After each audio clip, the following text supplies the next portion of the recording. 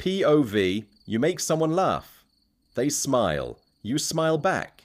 It feels completely natural, completely human. But then a strange question appears.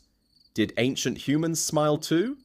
Before language, before civilization, before cities, before writing, did the first humans ever smile, or is smiling something we learned later? The answer goes back hundreds of thousands of years, and it reveals something surprising about what it means to be human.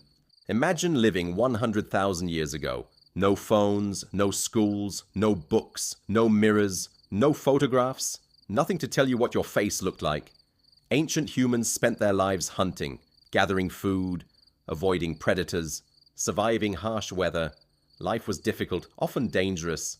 Yet even in that world, humans still experience joy, friendship, love, relief, and those emotions leave traces, not in stone, not in fossils, but in behavior. Scientists believe smiling is extremely ancient, far older than civilization, far older than farming, possibly older than humanity itself. Many animals display facial expressions. Chimpanzees do, gorillas do, even some monkeys do. These expressions aren't identical to human smiles, but they suggest something important. The roots of smiling may have existed long before modern humans appeared. Think about it. Ancient humans lived in groups. Survival depended on cooperation. People hunted together, shared food together, protected children together. Trust mattered. A lot. And facial expressions help create trust. A smile can communicate safety, friendliness, acceptance. Without saying a single word, that ability would have been incredibly valuable. Picture an ancient campfire. Night has fallen. The hunt was successful. Everyone has eaten. For once, nobody's in immediate danger. Stories are shared. Children play nearby. Someone says something funny.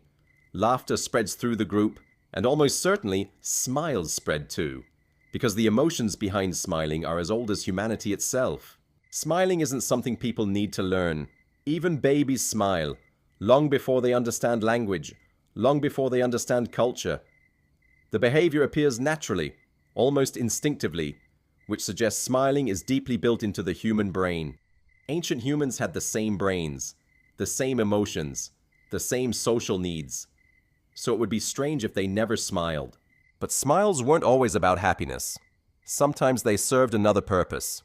A smile can reduce tension, show submission, prevent conflict, communicate peaceful intentions.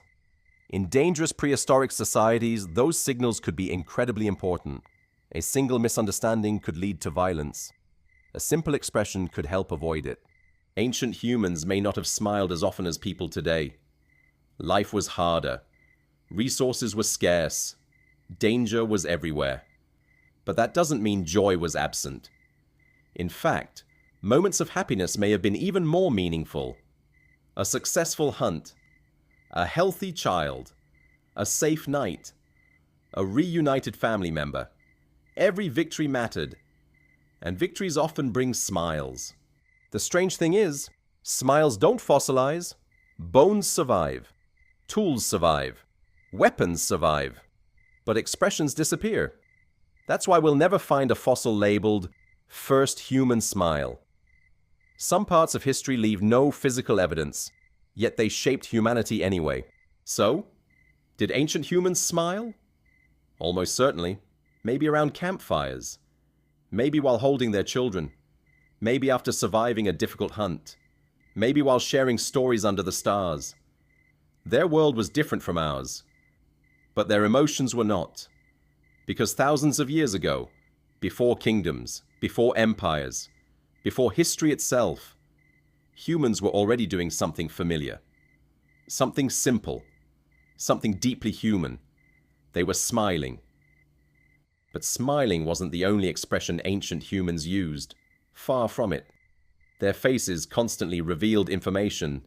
Fear, anger, confusion, curiosity, relief. Ancient humans lived in dangerous environments. Danger could appear at any moment. A predator hiding nearby. A rival group approaching. A storm gathering in the distance. Words weren't always fast enough.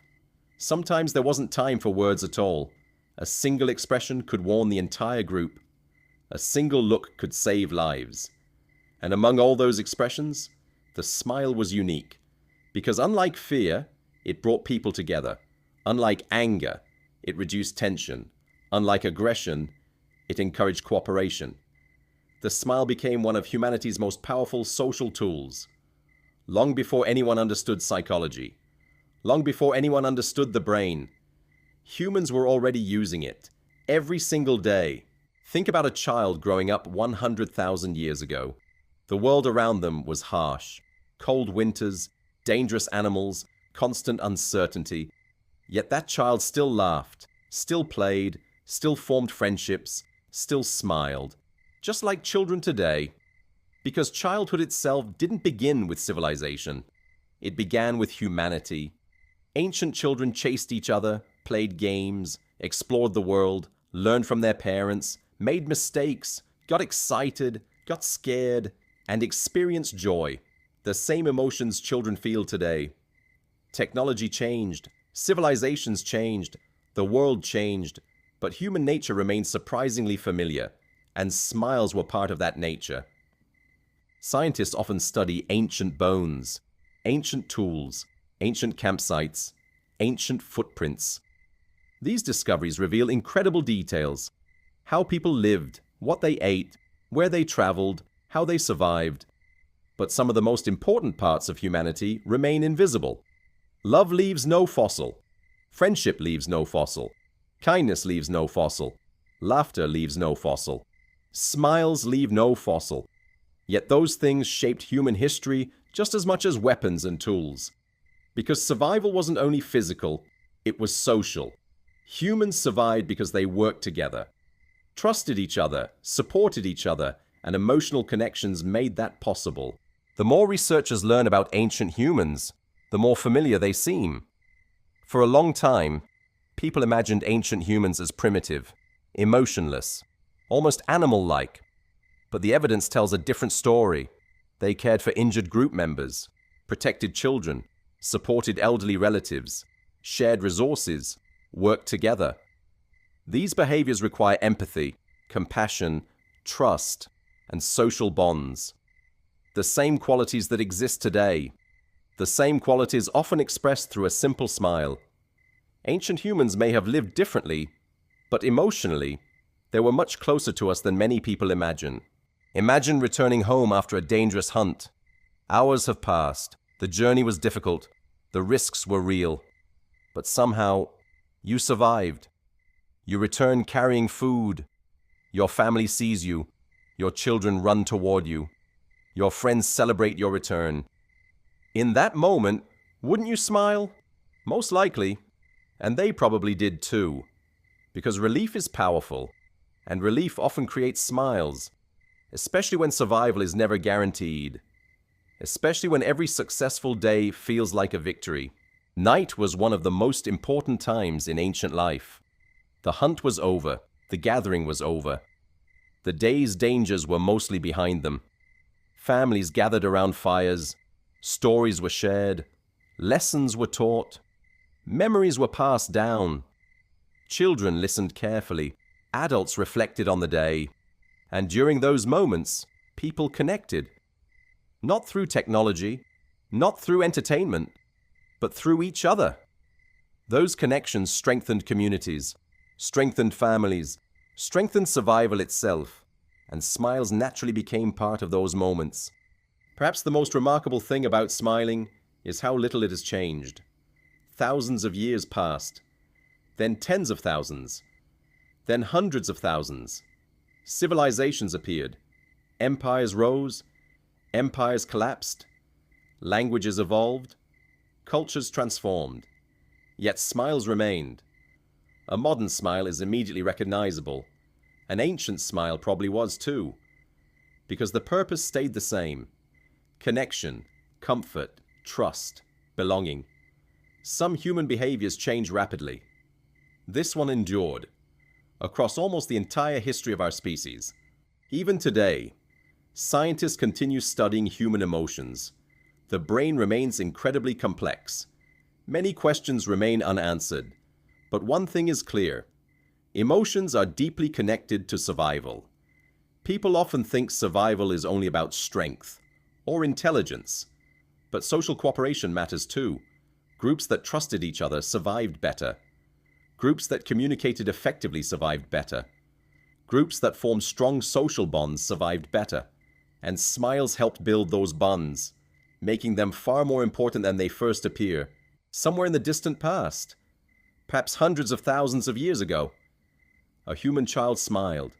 A parent smiled back. No history book recorded it. No cave painting preserved it. No fossil captured the moment. Yet it happened. Again. And again. And again. Across generations. Across continents. Across countless human lives. Millions of forgotten smiles. Lost to history, but not lost to humanity. Because every generation carried those behaviors forward, passing them into the future, until they eventually reached us. So when you smile today, you're participating in something ancient, something incredibly ancient, older than nations, older than kingdoms, older than written language, possibly older than humanity itself. That simple expression connects you to countless generations, to hunters around campfires, to ancient families, to forgotten tribes, to children who lived thousands of years ago. Their world is gone. Their names are gone. Their voices are gone. But some things survived. The emotions, the connections, the need to belong, and perhaps most importantly, the smile. A small expression, a simple expression, yet one of the oldest human behaviors ever shared. And for hundreds of thousands of years, humans have been sharing it with each other,